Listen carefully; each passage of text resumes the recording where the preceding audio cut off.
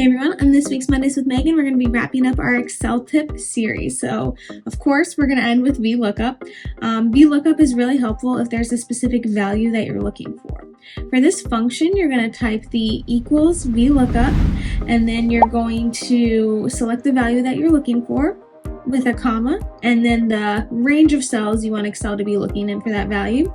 After that, you're going to tell Excel how many columns it's looking in. So if you were looking at 2 columns, you would type a 2. And then if you want an exact match, you can put a comma in the word false.